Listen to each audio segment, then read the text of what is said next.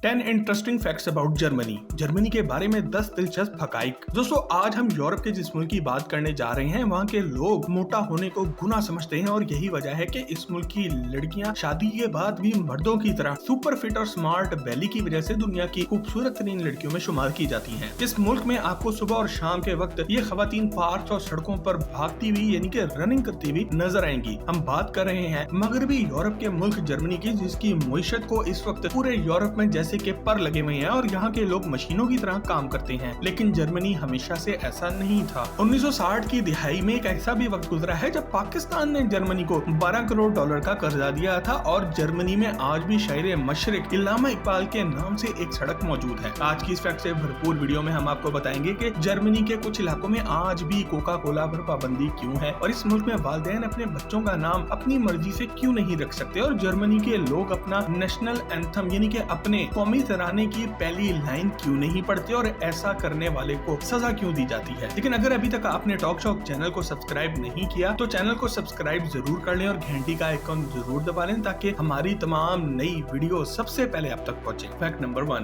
दोस्तों, जर्मनी का ऑफिशियल नाम फेडरल रिपब्लिक ऑफ जर्मनी है। 1871 में फ्रांस की फ्रैंको प्रोशियन वॉर में शिकस्त के बाद जर्मनी की एक शहजादी ने एक आजाद जर्मन रियासत की बुनियाद रखी थी और यहाँ पर the king of Prussia William the second ने आगे चलकर हुकूमत की और बर्लिन को जर्मनी का दारुल हुकूमत बना दिया। इस बादशाह को कैसर के नाम से आज भी याद किया जाता है। 1914 से 1918 तक जारी रहने वाली जंगी अजीम अव्वल और उसके बाद 1939 से 1945 तक जारी रहने वाली जंगी अजीम दोम के दरमियान जर्मनी को अपने बहुत से इलाके से हाथ धोना पड़ा और इसकी मुईशत भी बुरी तरह से तबाह बर्बाद हो गई थी। उसके बाद 1990 तक ईस्ट और वेस्ट जर्मनी में एक तकसीम रहा, लेकिन फिर इनका रीयूनियन हो गया और इसके बाद जर्मनी ने मुआशी तौर पर तमाम यूरोपीय ममालिक को पीछे छोड़ दिया। फैक्ट नंबर 2, दोस्तों, जर्मनी यूरोप का रकबे के लिहाज से 7वां सबसे बड़ा मुल्क है जो कि 3,57,022 स्क्वायर किलोमीटर पर मुहित है और आज भी इसका 1/3 हिस्सा जंगलात पर मुश्तमिल है। जर्मनी की आबादी आज भी 8 करोड़ से ज्यादा नफूस पर मुश्तमिल है, जिनमें से 95% ईसाई जर्मन है जबकि बाकी के 5% में मुसलमान और दीगर मजाहिब के लोग शामिल हैं। जर्मनी का बॉर्डर 9 ममालिक डेनमार्क, नेदरलैंड्स, बेल्जियम, लग्जमबर्ग,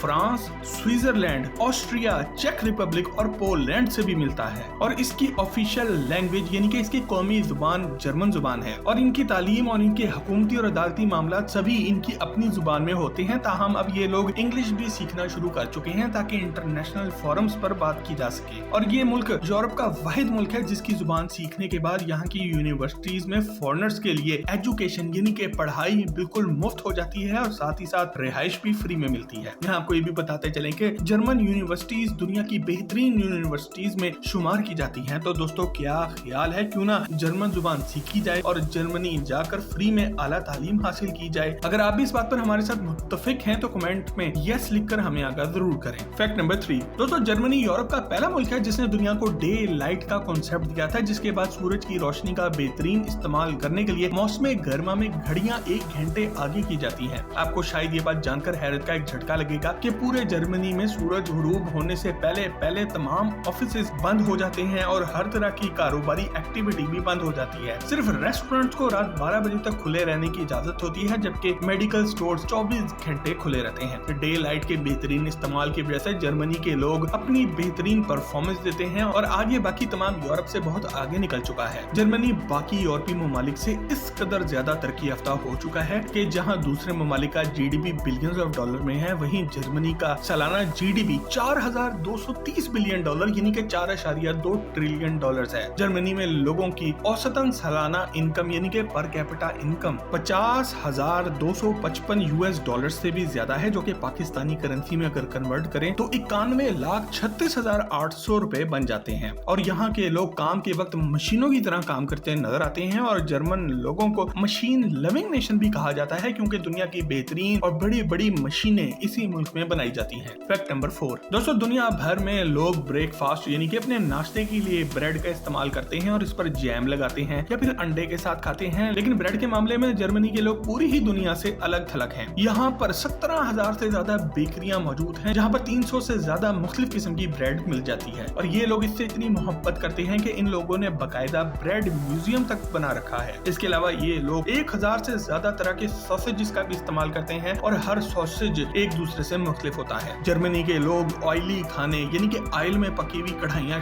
खाना बिल्कुल पसंद नहीं करते, बल्कि ये लोग रोस्टेड यानी कि भुना हुआ खाना पसंद करते हैं। और यही वजह है कि इनमें मोटापा आपको देखने में भी नहीं मिलता और खूब खाना खाने के बावजूद भी ये लोग फिट नजर आते हैं। इसलिए आपको जर्मनी में बूढ़े लोगों की एक बहुत बड़ी तादाद मिलेगी जो कि सेहतमंद भी हैं और खुश भी। फैक्ट नंबर 5 दोस्तों, अगर जर्मनी के मशरूबात की बात की जाए तो आयरलैंड के पास जर्मनी यूरोप का दूसरा सबसे बड़ा मुल्क है जहाँ पर सबसे ज्यादा बियर पी जाती है और ये एक तरह से इनके खाने का हिस्सा भी बन चुकी है और इनका ऑफिशियल ड्रिंक भी है। इनका कोई डिनर, कोई पार्टी और कोई फेस्टिवल भी बियर के बगैर अधूरा है। अगर सॉफ्ट ड्रिंक्स की बात की जाए तो आपको ये बात जानकर हैरत का एक झटका लगेगा कि जर्मनी के बहुत से इलाकों में आज भी कोका कोला के ऊपर पाबंदी है, क्योंकि इन लोगों का ये मानना है कि कोका कोला इंसानी सेहत के लिए बहुत ही खतरनाक ड्रिंक है और इसके पीने पर बाकायदगी से पाबंदी लगा दी गई थी। जब पहली दफा जंगी अज़ीम दोम के बाद कोका कोला पर पाबंदी लगी तो ये देखकर जर्मन लोगों के लिए एक जर्मनी के बिजनेसमैन मैक्स कीथ ने फेंटा लॉन्च की और आज ये जर्मनी के साथ साथ पूरी दुनिया में भी पसंद की जाती है, लेकिन जर्मन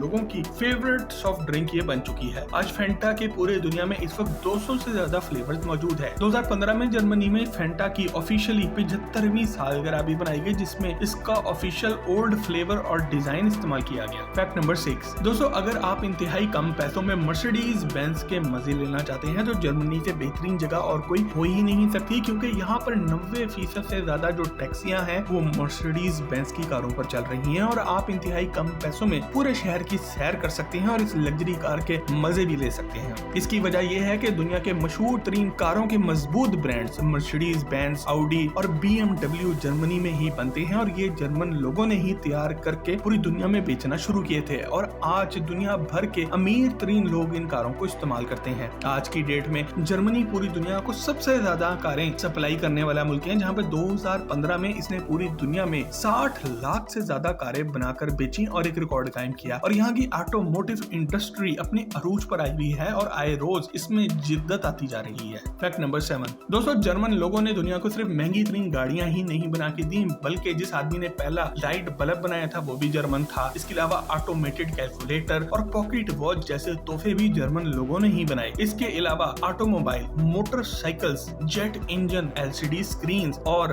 शुगर के मरीजों की जिंदगी बचाने वाली इंसुलिन भी जर्मनी के ही साइंसदानों और इंजीनियर्स के बनाए हुए तोहफे हैं जो कि इन्होंने पूरी दुनिया को दिए और आज दुनिया इनके बगैर गुजारा नहीं कर सकती। फैक्ट नंबर 8 दोस्तों, जर्मन लोगों को पढ़ने लिखने का बहुत शौक होता है और ये किताबें बहुत शौक से पढ़ते हैं। आपको ये बात जानकर हैरानगी होगी कि दुनिया की सबसे पहली प्रिंटिंग मशीन भी जर्मन गोल्डस्मिथ जोहानस गोथमबर्ग ने 1436 में इजाद की थी और इसमें सबसे पहली किताब जो इन्होंने प्रिंट की वो थी होली बाइबल। इसके बाद दुनिया का पहला मैगजीन भी 1663 में ही इन्होंने प्रिंट किया था। ये वो लम्हा था जब यूरोप ने मुसलमानों का मुकाबला प्रिंटिंग प्रेस के जरिए किया और अपनी जहालत के अंधेरे दूर किए, जबकि मुसलमानों ने प्रिंटिंग प्रेस की जरूरत को उस दौर में महसूस ही ना किया और तालीम, साइंस और टेक्नोलॉजी के मैदान में बहुत पीछे रह गए। आज जर्मन कौम का लिटरेसी रेट यानी कि यहाँ पर पढ़े लिखे लोगों का तनासुब टोटल आबादी का 99% है और हर साल यहाँ पर 80,000 से ज्यादा किताबें पब्लिश की जाती हैं। फैक्ट नंबर 9 दोस्तों, दुनिया भर में प्रिजन ब्रेक यानी कि जेल तोड़कर भागने पर सख्त सजाएं दी जाती हैं और यहाँ तक कि कुछ ममालिक में तो इसकी सजाए मौत भी है, लेकिन जर्मनी वाहिद मुल्क है जहाँ जेल तोड़कर भागने पर कोई एक्स्ट्रा सजा नहीं मिलती, क्योंकि जर्मन लोग इस बात पर यकीन रखते हैं कि हर किसी को आजाद जिंदगी जीने का हक हासिल है और अगर कोई मुजरिम जेल तोड़कर भागते हुए पकड़ा जाए तो इसे मजीद एक्स्ट्रा कोई सजा नहीं मिलती, बल्कि वो अपनी पहले वाली ही सजा को पूरा करता है। ताहम इस मुल्क में कुछ मामूली से कानून तोड़ने पर भी सजा बहुत सख्त दी जाती है, जैसा कि जर्मनी में अगर आपकी गाड़ी में चलते हुए फ्यूल खत्म हो गया है तो यकीनन ये एक बहुत बड़ा जुर्म है। यहाँ एक और दिलचस्प और हैरानकुन कानून न्यू बॉर्न बेबीज यानी कि नए पैदा होने वाले बच्चों के हवाले से मौजूद है, जहाँ पर वालिदैन अपने बच्चों का नाम अपनी मर्जी से नहीं रख सकते, बल्कि हुकूमत के पहले से दिए गए नामों की एक फहरिस्त है जिसमें से इनको ये नाम सेलेक्ट करना पड़ता है। इसी तरह जर्मन लोग अपने नेशनल एंथम यानी कि अपने कौमी तराने की पहली लाइन नहीं पढ़ते, जिसका मतलब ये है कि जर्मनी इज अबव एवरीथिंग यानी कि जर्मनी हर चीज से ऊपर है, ज्यादा मुकद्दस है। और इसी लाइन को रेसिज्म यानी कि नस्ल परस्ती की बुनियाद बनाकर हिटलर ने जर्मन लोगों में ये एहसास जगा दिया था कि जर्मन लोग खुदा के मुंतखब किए हुए लोग हैं और पूरी दुनिया पर सिर्फ इन्हीं की हुक्मरानी होनी चाहिए और बाकी तमाम दुनिया की रेसेस यानी कि बाकी कौमियतें इनसे कमतर हैं। इसी जुमले को बुनियाद बनाकर जर्मनी ने दूसरी जंग अजीम का आगाज किया था जिसमें 6 करोड़ लोग लुकमे अजल बन गए थे और जर्मनी खुद भी तबाह बर्बाद हो गया था। आज इस जुमले पर यहाँ पर पाबंदी आयद है और इसकी खिलाफवर्जी करने वाले को सख्त सजा दी जाती है, चाहे वो कितना ही अमीर या ताकतवर क्यों ना हो। Fact number 10। दोस्तों, जर्मनी के दारुल हुकूमत बर्लिन में 960 ब्रिजेस यानी कि पुल मौजूद हैं जो कि इटली के पानी पर बने हुए शहर वीनस से कुछ ज्यादा ही हैं और यहाँ एक ऐसा चर्च भी मौजूद है जिसे मुकम्मल होने में 632 साल लग गए। कोलोंग कैथेड्रल के नाम से मशहूर इस चर्च की लंबाई 480 फुट है जबकि ये 280 फीट चौड़ा है और यहाँ पर 40,000 से ज्यादा लोगों की गुंजाइश मौजूद है जो कि एक साथ इसमें दाखिल होकर अपनी इबादत कर सकते हैं और ये यूरोप का सबसे बड़ा चर्च भी है। दोस्तों, अगर आपको जर्मनी के बारे में कोई ऐसी बात मालूम है जो हमने अपनी वीडियो में नहीं बताई तो हमें कमेंट सेक्शन में लिख के आगाह जरूर करें। मजीद जबरदस्त वीडियोस के लिए टॉक शॉक के चैनल को भी सब्सक्राइब जरूर करें। आपसे बहुत जल्द एक और जबरदस्त वीडियो में मुलाकात होती है। जब तक अपना और अपने घर वालों का ख्याल रखें। अल्लाह हाफिज।